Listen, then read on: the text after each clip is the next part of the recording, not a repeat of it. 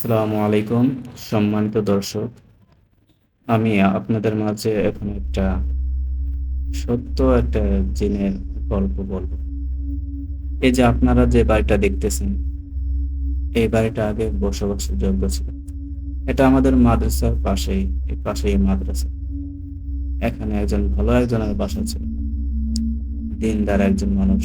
কিন্তু তার সৌভাগ্য হয়নি এখানে থাকার। এই যে আমার চাচার কাছে শুনলাম এই গ্রামে এসে যে কেন এই বাড়িটা ভাঙা হলো। তো উনি আমাদের কিছু বলছেন, আর আমরাও অনেক আগে থেকে জানি আমাদের এই গ্রামের মাদ্রাসাটা। এখান থেকে আমরা চলে যাওয়ার পরে ঢাকায় ভর্তি হচ্ছি। এই যে তাই এই যে পাশে এই বাসাটা, এই বাসার যে লোক, উনি ৫ ওয়াক্ত নামাজি ছিল এবং তার স্ত্রীও। তা আমরা শুরু করি তার প্রাথমিক জীবন, তার বিবাহ কেমনে হয়েছিল এখান থেকে শুরু করি। তার বাসা হইতেছে ফরিদপুর জেলার মধুখালী থানার কামারখালী ইউনিয়নের গয়াসপুর গ্রাম। গয়াসপুর মাদ্রাসার কথা কইলে অনেকেই চেনে। তা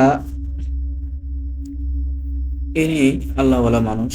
তা বিবাহ করছে খুব খুশি সুন্দর একটা মেয়েকে। আল্লাহ তালা যাকে যেমন দেয়, অনেক সুন্দরী মেয়ে। তা তাদের সংসার খুব ভালোভাবে চলতে থাকে, সুন্দরভাবেই চলে। কিন্তু স্বামী স্ত্রীর মাঝে মাঝে মাঝে মাঝে তো একটু খুনসুটি হয়, একটু রাগারাগি হয়। তা তাদের মাঝেও একদিন এমনই একটু রাগারাগি হওয়ার কারণে তার স্ত্রী ঠিক সন্ধ্যার দিকে বাড়ি থেকে বের হয়ে যে রাত করে তিনি তার বাপের বাড়ি যেতে যান। তা যাওয়ার পথে তিনি যে রাস্তাতে যাইতেছিলেন, ওই রাস্তার পাশে একটা বট গাছ আছে। ওই বট গাছে ওখান দিয়ে যাইতেছিলেন। আর ওনার মাথার চুল ছিল খোলা, যেহেতু রাগারাগি করে যাইতেছে, চুল টুল তো এলোমেলো থাকবেই। এই খোলা চুলে তিনি গেছেন। যাওয়ার পরে এক নদী পারাপার হইতো। যাওয়ার পরে আর নদী পারাপার হইতে পারেনি, তার স্বামী ধরে নিয়ে আসার পরে বাড়িতে রাখার পরে উনি বলেছে, আমাকে ছাড়ো।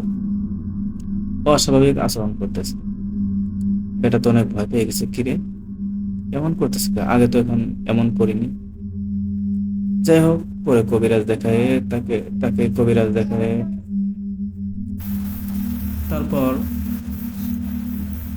কবিরাজ দেখায় মোটামুটি মানে সুস্থ। যাই হোক, এভাবে অনেকদিন চলতে থাকে।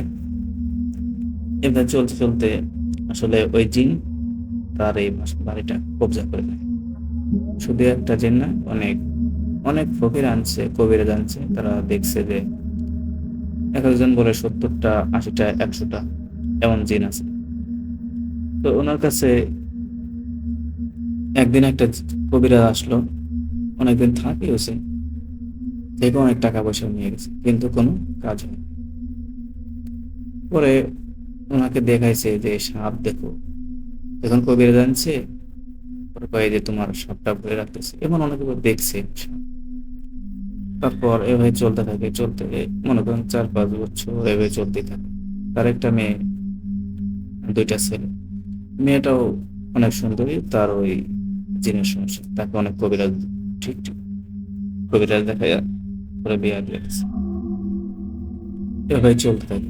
বাড়ি ঠিকই ছিল, কিন্তু হঠাৎ একদিন আমরা এই মাদ্রাসা থেকে চলে যাওয়ার পরে হঠাৎ একদিন শুনি যে তার এই বাড়িটা ভাঙা হয়েছে। কারণ কি, তাকে জিনেরা বলছে, ওই মেয়ের ঘরে এসে বলছে যে তোমরা এই বাড়ি থেকে চলে যাও। তোমরা যদি এই বাড়ি থেকে চলে না যাও, তাহলে তোমাদের অনেক বড় বিপদ হবে। পরে দেখা গেছে রাত্রে ঘুমাইতে গেলে পুরা ঘর কাঁপাকাঁপি শুরু হয়েছে। পাড়া দিলে হচ্ছে ঘর ভেঙে চলে গেলে। তো এইভাবে তো একটা মানুষ আর বসবাস করতে পারে না। তার অনেক চেষ্টা করেছে। এই বিষয়ে আমি আরেকদিন আরেকটা গল্প বলবো, তবে আজকে আমি সংক্ষেপে মূলটা বলতেছি। অনেক মানে এনার সাথে যে ভয়ঙ্কর ঘটনা ঘটেছে, এটা অনেকবার ঘটেছে। আমি ধাপে ধাপে বলবো, সংক্ষেপে আপনাদেরকে আমি একটু জানিয়ে রাখি কি হয়েছিল, আপনারা বুঝতে পারবেন। তারপরে এই বাড়িটা আমরা নিজেরা থেকেই কবিরা গানের পরে আজান দিতেছে, চারপাশে চারজন আজান দেওয়ার পরে কয়েকদিন ভালো ছিল, পরে আবার তাদের এই আবার আসছে। এবার লাস্ট যেবার আসছে, সে এবার বলছে তোমরা এই বাড়ি ভেঙে ফেলো। এখন বাধ্য হয়ে তাকে তো ভাঙতে হবে, অনেক গরিব মানুষ, দিন মজুরি করে, ইট ভাটায় কাজ করে।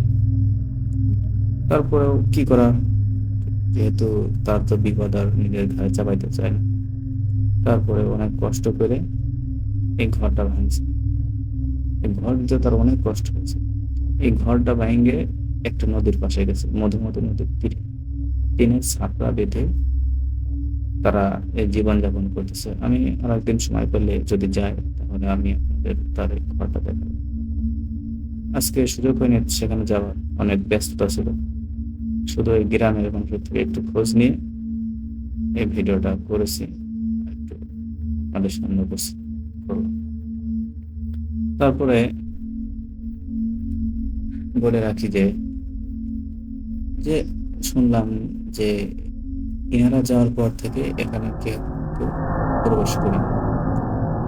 একদিন হঠাৎ একজন রাত্রে পেশাব করতে, এই যে দেখতেছেন যে আপনারা বাঁশ দিয়ে বাঁধা, চারপাশে ঘেরা আছে, হঠাৎ একজন ঢুকে পড়ছে। ঢুকে যাওয়ার পরে তার শরীরে একটা প্যারালাইসিস ধরা হয়েছে। যার হয়েছে এখন সে এমন হয়ে গেছে আস্তে আস্তে যে বিছানা থেকে আর উঠতেই পারে না। আসলে এর মধ্যে কি রহস্য যে সে এখানে পেশাব করতে গেছে কোনো দোষ ছাড়াই, সে এখন প্যারালাইসিস রোগী। এখন ভয়তে এর ভিতরে কেউ ঢুকতে পারবে না, ঢুকতে চাই না। আসলে আমরা চাইছিলাম দুষ্টামি করে একটু ঢুকি, পরে দেখলাম না, দুষ্টামির ফলও অনেক সময় খারাপ হয়। দুষ্টামি করলে করা যায় কিন্তু খারাপ হয়। পরে আমরা এখানে আর ঢুকিনি।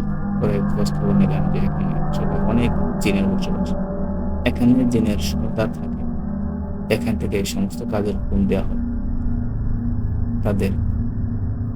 এখন যে বাড়ি ওয়ালি, উনি তো অনেক সুন্দর রূপসী, তারা চাইতেছিল যে তোমরা যদি তাকে আমাদের দিয়ে দাও। তারা বলতেছিল যে আমাদেরকে এনারা দিয়ে দেন, আমরা একে নিয়ে আমাদের রাজ্যে চলে যাব। যেহেতু আসলে অনেক তো মেয়ে অনেক সুন্দরী হয়, যে সুন্দরী হয় তার তো অনেক সুন্দরী, চাইতেছিল নিয়ে যেতে, কিন্তু এরা তো আর দেবে না। তারপরে মেয়েরকে তাবিজ টাবিজ বেঁধে রাখা হয়েছে, তাকে আর দিইনি। যেহেতু দিইনি, তাদের তো একটা রাগ আছে, তোরা দিলি না তাহলে তোদের এই বাড়িতে আমরা থাকতে দেবো না। এই কারণে আসলে তাদের এই বাড়ি থেকে বের করে দেওয়া হয়েছে। আসলে আল্লাহ তাআলা তাকে কেমন কি রাখবেন এটা তো আর আমরা জানি না, তবে আশা করা যায় যে তাকে ভালোই রাখবেন। তবে আপনার সকলে দোয়া করবেন যে তার জন্য সুন্দর একটা ঘরের ব্যবস্থা তার জন্য হয়ে যায়। আর আমরা চেষ্টা করবো দেখি কিছু করতে পারি কিনা, কারণ গ্রাম অঞ্চল তো টিন দিয়ে থাকে, তাদের অনেক কষ্ট হয়। অনেক কষ্ট যে ভাটায় কাজ করে দেখতেছেন যে ঘরটা দিছে, কিন্তু জিনিস শেষ করে দেয়। আর এই ফকির দেখায় অনেক টাকা গেছে, হয়তো 1 লাখেরও বেশি গেছে। আমি শুনছি তাকে অনেক তাবিজ, তারপর অনেক কিছু গেছে। পরে আমার একজন পরিচিত একজন ছিল, আমি আমাদের বাসায় একটা কাজ জন্য আনছিলাম, কিন্তু আমি তাকে দিয়ে কাজ করাতে পারিনি। আমার তার সময় ছিল না বলে তাদের বাড়ি আমি যাইতে পারি না, গেলে আসলে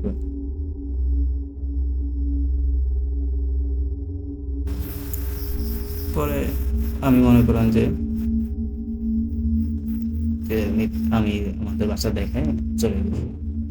পরে উনি বলছিল যে ভাই আমাদের বাসায় আসলে একটু উপকার হতো। আমার আর সময় হয় নাই। আর যাকে আমি নিয়ে গেছিলাম আমার এক বন্ধু, তাকে আর এখন সময় করে আনতে পারবো না। আর অনেক ব্যস্ততা, তিনি অনেক এই কাজ করে, জিনের কাজ করে, তাকে আমার সম্ভব না। কারণ আমাদের মাদ্রাসায় পড়তো, এখন ওই মাদ্রাসা থেকে চলে গেছে। উনি এসব কাজ করে, আল্লাহ তাআলা প্রদত্ত এটা পাইছে। যাই হোক, পরে শুনলাম যে ঘটনাটা বলি যে ওই লোকটা এই যে মাদ্রাসার পাশেই বাড়ি, তার একটা ছেলে একটা মেয়ে। ছেলেটা বিদেশ আর বাপটা তো মাছ মারতো, এখন তো বিছানায় পড়ে আছে, মেয়েটা আছে বাসায় আছে। তিনি আরো অনেক গরিব, এই খেটে খাওয়া মানুষ। কিন্তু ওই জিনটা দেখেন তারা কি করবে, একটা জীবনকে একটু নষ্ট করে দিল। এখন হাজার যে আমাদের হুজুর, তার তালিমে ওই মহিলাও জানতো। তা মহিলার কাছে ওই জিন এসে বলতো যে হুজুর, আমি আপনার কাছে মুরিদ হতে চাই, আপনি এই জিনের কাজ করেন। আসলে ওনার কাছে অনেক খারাপ খারাপ জিনও থাকে, ভালো ভালো জিনিস আসে। তা ভালো জিনের সাপোর্ট দেয় আর খারাপ জিনরা তাকে মনে করেন যে নষ্ট করতে চায়। আসলে এটা তো আল্লাহ তাআলার পক্ষ থেকে। তাই ভালো জিনরা এসে বলে, হুজুর আপনি তো আল্লাহর মানুষ, আপনার অনেক পাওয়ার টাওয়ার আছে, আপনি এই জিনের কাজ করেন, তাহলে আপনি হয়তো উপকার করতে পারবেন। কিন্তু আসলে হুজুর এদিক থেকে আর কোনো কাজ করেন নাই। কারণ আছে, ওই কারণটা আমি অন্য একদিন বলবো যে হুজুর কেন করেন নাই। হুজুর প্রথমে কাজ করতো, পরে তিনি বিবাহ করার পরে তেনার একটা ছেলে এই সমস্যা সমস্যা হয়ে গেছে, জিনেরা সমস্যা করছে। এরপর থেকে হুজুর এইগুলো ছেড়ে দিয়েছে, এই জন্য আর হুজুর এদিকে যায় না। আসলে এই হুজুরের ঘটনা আমি অন্য আরেকদিন আপনাদেরকে বলবো।